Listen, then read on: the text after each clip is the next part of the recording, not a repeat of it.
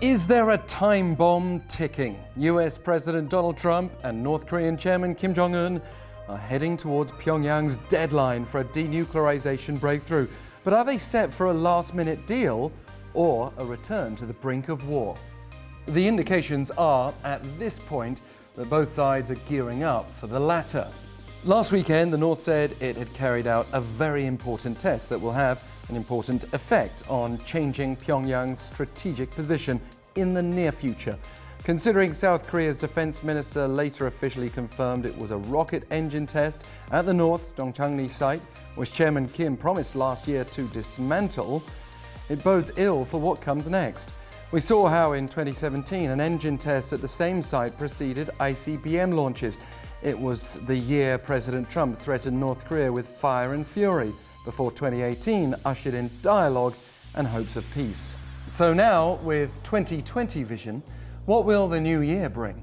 Most likely, I'm afraid, increased tensions at the least. In recent days, we've seen both the US and North Korea step up their rhetoric. Kim Yong-chol, a former North Korean nuclear negotiator, bristled at President Trump, calling him a heedless and erratic old man, after Trump warned that the North could lose everything if it engages in hostile acts against the US. North Korea has nothing more to lose, Kim said.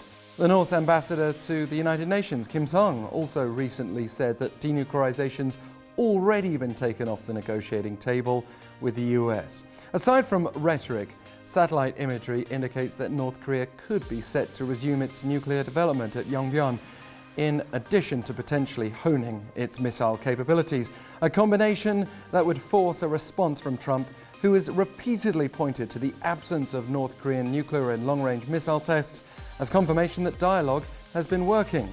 The fact that we keep getting reports of the US flying spy planes over the peninsula seems to suggest Washington is ramping up its concern. But is there hope yet of a peaceful outcome? US Secretary of State Mike Pompeo said this week that Washington is very hopeful that North Korea will continue to abide by its commitment to denuclearize and to maintain its halt on major tests. Pompeo added that the US is still trying to revive dialogue, and that's something South Korean officials have been pushing to support too, as well as seeking ways to encourage cooperation.